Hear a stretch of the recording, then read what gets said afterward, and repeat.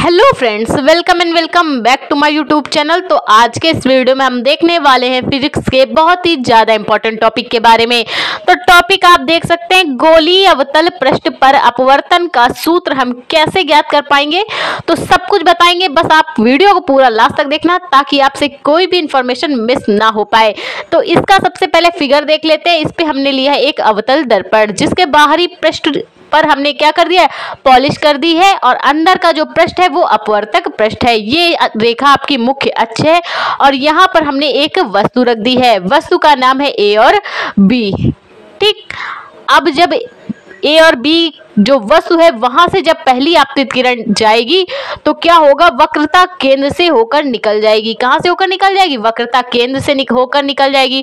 और जब दूसरी प्रकाश किरण मुख्य अक्ष के समांतर जाएगी और दर्पण से टकरा के फोकस से होकर निकल जाएगी। देख सकते हैं आप, पहली आपतित किरण वक्रता केंद्र से होकर निकल गई, ठीक, और दूसरी आपतित किरण मुख्य अक्ष के समांतर गई, दर्पण से टकराई और परावर्तन के पश्चात फोकस से होकर निकल गई। तो जो वक्रता केंद्र वाली आपतित किरण गई और फोकस से होकर जो वापस आई है, तो ये जहां पे दोनों काटेंगे उसे हम क्या कहेंगे? वस्तु ए बी का प्रतिबिंब कहेंगे। क्या कहेंगे? वस्तु ए बी का प्रतिबिंब कहेंगे। तो सबसे पहले जान ले वक्रता केंद्र क्या होता है। वक्रता केंद्र फोकस का दुगना होता है।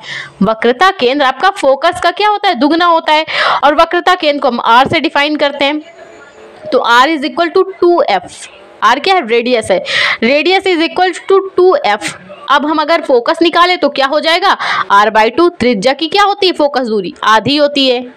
ठीक, तो अब हम क्या करेंगे, मान लीजिए जो प्रतिबिंब बना, जो आपतित किरण वक्रता केंद्र से निकली और फोकस से होकर परावर्तन के पश्चात आई है, वो क्या है? वस्तु ए बी का प्रतिबिंब है I डैश। अब हम डेरिवेशन स्टार्ट करते हैं। तो इसके लिए हम क्या करेंगे, सबसे पहले समकोण त्रिभुज ABC और त्रिभुज I डैश C से, त्रिभुज ABC और CII डैश या II डैश C वाले हम त्रिभुज लेंगे, समकोण त्रिभुज। ठीक है, दोनों समकोण त्रिभुज है ना, तो सबसे पहले हम इनको ले लेंगे।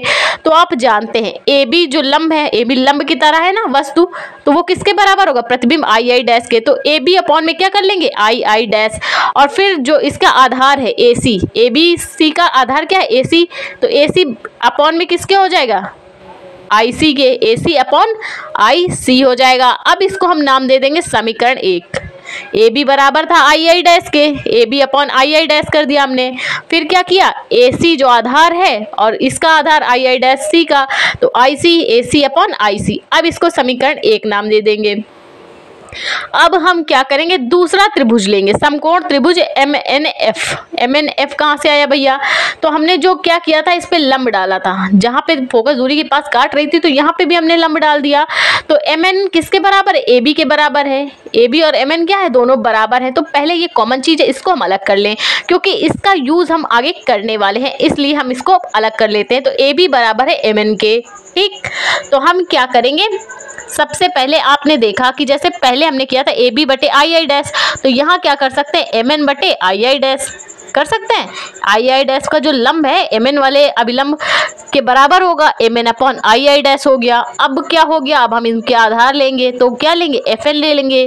MNF का आधार क्या है? FN है। और IIF का क्या है? IF है। IF या FIF कुछ भी लिख सकते हैं। ठीक है, तो MN की जगह हम क्या लिख सकते हैं?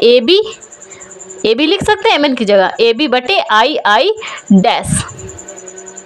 ठीक, इसको समीकरण 2 नाम दे देते हैं। तो हम क्या करेंगे, समीकरण 1 और 2 की तुलना कर लेंगे।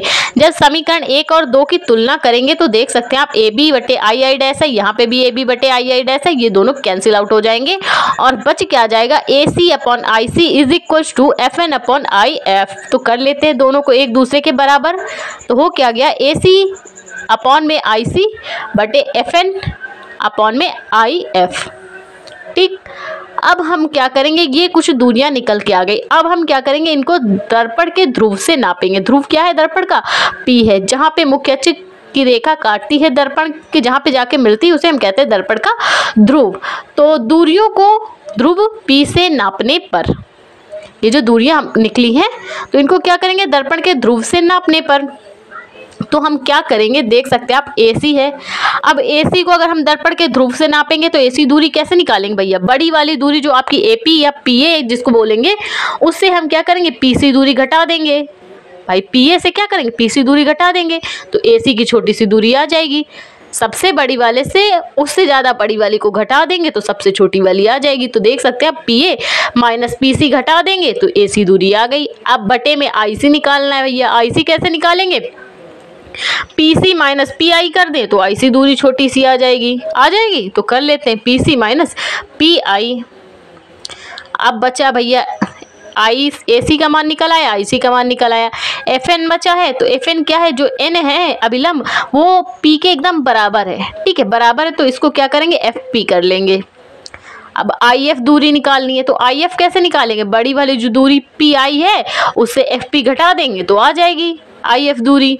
तो चलिए कर लेते हैं, PI माइनस FP या PF जो भी आप लिख सकें। ठीक है, तो यहाँ पे हो क्या आ जाएगा, PI माइनस PF। ठीक, तो अब आगे देखते हैं, आगे हम इसको और सॉल्व कर लेते हैं। तो हो क्या जाएगा, देख सकते हैं आप PF upon PF minus PI। तो आगे क्या हो जाएगा, देख सकते हैं आप कि हम इन दूरियों की माप लिख लेते हैं। तो आप जानते हैं वक्रता केंद्र, सबसे पहले जो वस्तु की दूरी है PA, उसको हम क्या मानेंगे भाई, अवतल दर्पण में सारी दूरियां हम ऋणात्मक नापते हैं, चाहे वस्तु की हो, प्रतिबिंब की हो, वक्रता केंद्र की हो, चाहे जिसकी हो।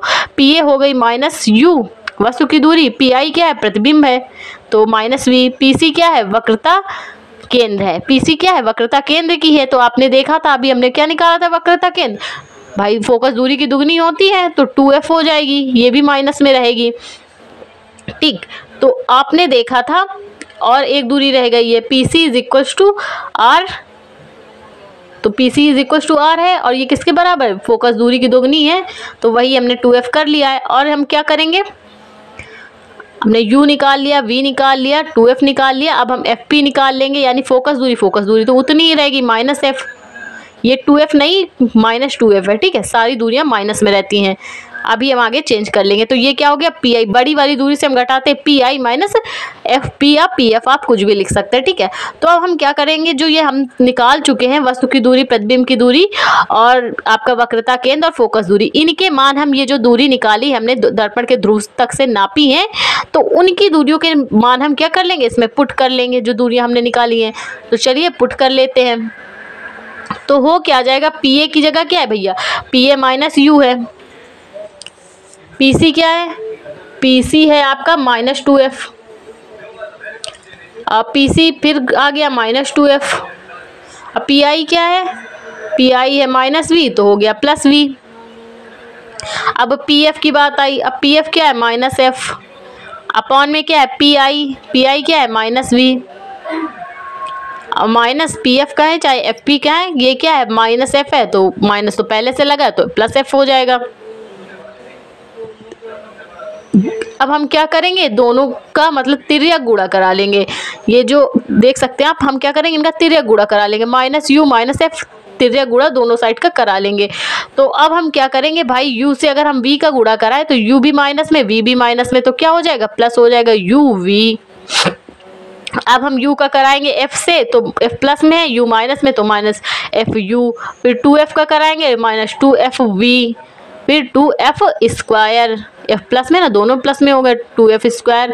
अब ये माइनस में है, ये माइनस 2F है, तो क्या हो जाएगा प्लस 2F स्क्वायर, और ये माइनस में है, V प्लस में है, तो क्या हो गया माइनस FV। ठीक, अब हम क्या करेंगे, दोनों साइड क्या है 2F स्क्वायर प्लस में है, काट देंगे। अब हम इस जो माइनस FV है इसको इस साइड ले आएंगे, सारी दूरियों को एक साइड कर देंगे और 0 के बराबर कर देंगे। तो हो क्या गया, UV minus FU minus 2FV plus FV is equal to किसके, 0 के बराबर। अब हम क्या करेंगे, पूरे में UVF का भाग दे देंगे, पूरे समीकरण में UVF का भाग दे देंगे। पहले सारी दूरियों को बैलेंस कर लेते हैं, घटा भी लेते हैं ना, UV minus FU minus FV। अब हम क्या करेंगे, UVF का अब समीकरण में भाग दे देंगे। तो समीकरण में UVF से भाग देने पर तो हो क्या जाएगा, ऊपर बचेगा UV, नीचे क्या जाएगा UVF से भाग दे देंगे हम। तो ऊपर क्या हो गया minus F U U V F minus F V upon में यू वी एफ। तो जो कट सकता है उसको काट लेते हैं, जो बच जाएगा उसको रख लेते हैं। तो यू वी से यू वी कैंसिल, बच क्या गया 1/f। ठीक, अब यहाँ पे एफ यू कट गया, एफ यू काट देते हैं तो बच क्या गया 1/v माइनस 1/v। अब भैया यहाँ पे एफ वी से एफ वी कट गया, बच क्या गया एफ यू माइनस 1/u। तो भैया पूरा हम क्या करेंगे, जो माइनस माइनस है बराबर 0 के बराबर था, तो इनको कहाँ ले जाएंगे, उधर ले जाएंगे तो प्लस में हो जाएंगे। तो 1/f is equal to 1/v plus 1/u। तो ये फॉर्मूला 0 के बराबर थे ना, तो दोनों को हम कहाँ ले गए, उस साइड ले गए तो प्लस में हो गए। फॉर्मूला क्या बन गया 1/f is equal to 1/v plus 1/u। तो ये अवतल दर्पण के लिए अपवर्तन का सूत्र प्रूफ हो चुका है। तो आई होप आपको वीडियो समझ में आता है तो प्लीज वीडियो को लाइक और हमारे चैनल को सब्सक्राइब